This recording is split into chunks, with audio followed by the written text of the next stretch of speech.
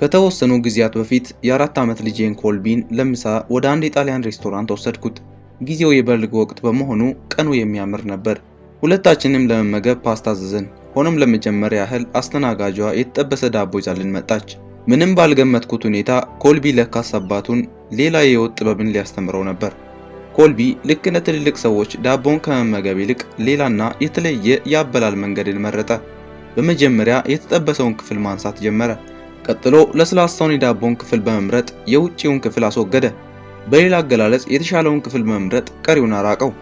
በአንድ ወቅት አንድ ሴሚናሪ ላይ የሆነ ሰው እንዲህ ብሎኝ ነበር።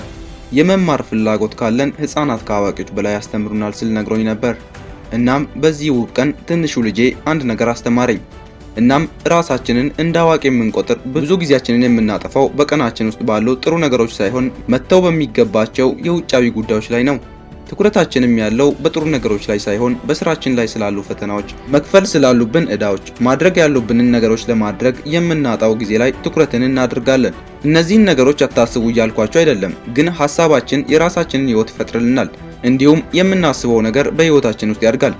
ትኩረት ያደረግነው ነገር መዳረሻችንን ይወስነዋል። ስለዚህ በጥሩ ነገሮች ላይ ማተኮር ይገባናል። በዚህ ሳምንት ለመዝናናት ጊዜን ውሰዱ። ከልጆችም ጋር ሊሆን ይችላል።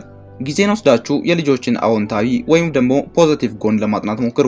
ኃይላቸውን፣ እይታቸውን፣ ከጎናችሁ ምንም ነገር ቢፈጠር ለማስተዋል ሞክሩ።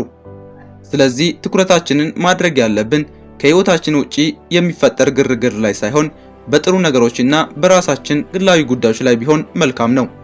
ሮቢን ሻርማ Who Will Cry When You Die ከሚለው መጽሐፍ። ውድ የዩቲዩብ ቻናል ቤተሰቦች ይህ ቪዲዮ ከጠቀማችሁና ቢያንስ አንድ ጥሩ ነገር አስተምሮኛል ብላችሁ ታስቡ ከሆነ ላይክ አድርጉ።